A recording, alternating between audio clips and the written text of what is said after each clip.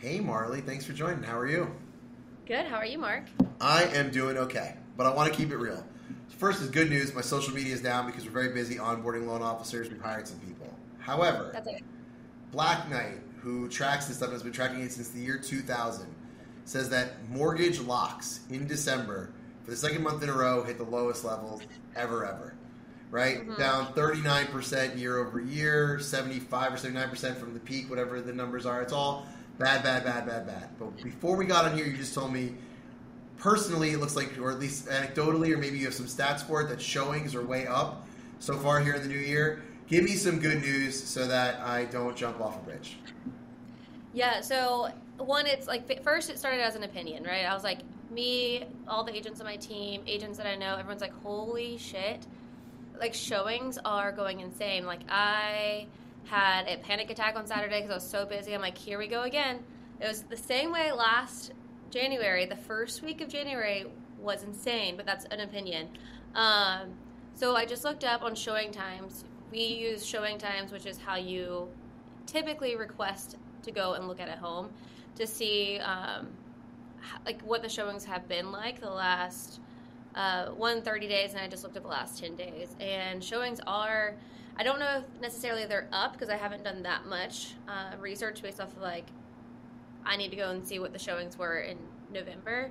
But we can look it up through price points of which houses are getting the most showings. And in the last 30 days, between 550 and 600 price range, Mount Pleasant, over 127 showings. Yeah. So showings on our side looks like it's speeding up. The holidays are over. I think people are kind of getting used to the interest rates, but obviously on your side, you're seeing something different. Well, part of it's refinances, but actually, so I'll give you the numbers. It's 68.3% year over year decline, and 45.8% just over the last 3 months, over the previous 3 months in terms of overall mortgage activity. And this is an industry that like there's a lot of manpower involved in loan origination, and a lot of the cost is manpower, and so devastating for our industry. Tons of layoffs everywhere. Really good people that I know with 20 years of experience can't find jobs right now. While there's been some opportunity for my company individually because we're small enough where we haven't really lost anybody at all, and we've been able to recruit a bunch of people from other companies that are struggling to make some of those things. As an industry, like we're, a rising tide lifts all boats, but when the tide is going out this fast, you find out exactly who's not wearing their bathing suit. And right now it feels like we're very concerned. I'm very concerned about what that looks like for us. And so it's good to have any information. So what it sounds like to me is just knowing Mount Pleasant and the price range you mentioned. This is first time home buyers, right? Because by the way, if you're a first time home buyer, you don't think so. You think it's not first time home buyer. No, I do. Yeah, right? Because I do. Well, because here's the thing: if you already own a home and you have to sell that house to buy something new, and by the way, for you people out there, you might not have to. In fact, there's a real thought or a strategy, which is rent out your current place, keep it, and just buy something new if you're going to buy. But because I do understand not wanting to give up your 2.75% rate that you got 2 years ago, and that being an asset. But that's an asset that you can leverage by renting that house instead of selling it potentially if you want to go buy something else. That can help you offset the initial higher cost potentially of a mortgage at a higher rate right now, which probably is temporary because we've talked about rates are potentially going to drop. So you're doing these showings. Are people actually able, is it that they can't find a house that meets all their requirements in that price range when they're not buying? Or is it when they look at the final number in terms of what their monthly payments are going to be, they're just worried they can't afford it? I don't think they're not at affording it, but I wrote an offer this weekend, and just hearing what his monthly payment was, like to me, like my body hurt. But to him, he didn't know any different. Right. So obviously, like, he's a first-time home buyer. He knows no difference between, like, hey, this is how much this house costs, and this is how much it's going to cost me all in monthly. And he's like, and I'm okay with it. He's like, me and my wife sat down, and we thought, this is, like, the less money that we're ever going to have in our life. This is the less money that we're ever going to be making in our life. Like, we're okay with this payment. We're comfortable with it right now, and we know we're going to statistically stay in this house for 6 to 7 years. So to me, was it shocking? Yes. I think to anyone that bought a house last 2 years, that monthly payment is shocking. But to the consumer that hasn't been in the market, they don't know anything different. So we are getting those first-time home buyers that they don't know any different and they just want to purchase a home. And now their out-of-pocket is a lot lower than it was last 2 years, even though they don't even know. Like, we need to stop referencing the last 2 years with these buyers. So how are we with inventory? Are there houses to show?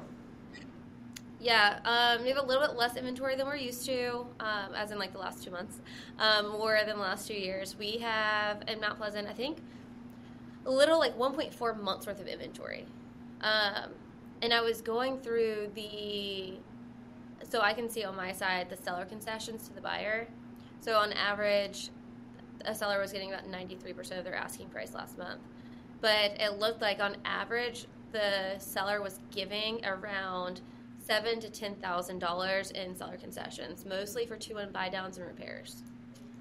Okay. So there was one. Go ahead. So what we're seeing is first-time home buyers are entering back in. They're like, hey, I don't care. I need to buy a house. Can't rent anymore. Want to do it. Still less people willing to sell some of those homes right now. You're seeing inventory kind of shrink back a little bit because those people, they don't want to sell and upgrade right now because of where rates are. And so we're seeing there's like, it seems to be like an inflection point there. Are you getting bidding wars again on these houses, or like what's going on when we get to the offer stage, or is it too soon to tell? I think it's too soon to tell. I wasn't too bidding wars this weekend, but obviously that was just my situation. It was very annoying. Like, one house was on the market for 60 days. One house was on the market for 6 days. We wrote an offer on both. We lost both, which was great. Yeah. Well, by the way, remember for next year when you're talking to your buyers too, like, I know it's between Christmas and New Year's, but if you have a house you want to make an offer on, you better make it right now, because next week they're going to, even if it's been on the market for 60 days, they might have 5 offers because of people just being ready to buy, right?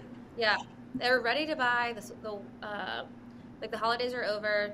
People are getting used to the interest rates, and they're just jumping. Everyone's jumping back into the market, just like in 2020 when they had like that, strike of uncertainty. Everyone stopped moving. We just had a strike of uncertainty. Everyone stopped moving, and then eventually you just get used to it.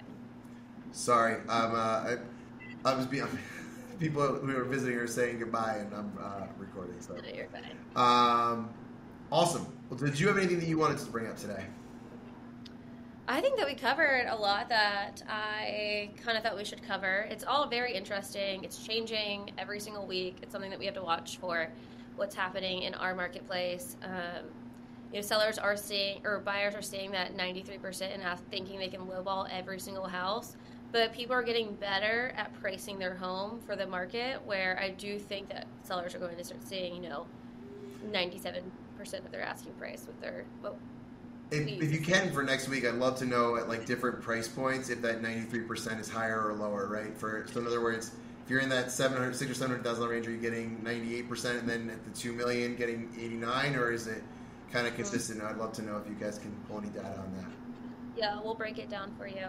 And we'll break down some showings and seeing what is happening. It's interesting because when we see showings up, mortgages are going to naturally start going up as well. I certainly hope that's true. Well, thank you for joining. We're going to keep it short and sweet this week and get it out to all of our viewers. And I'll see you next week. All right. See ya. Bye.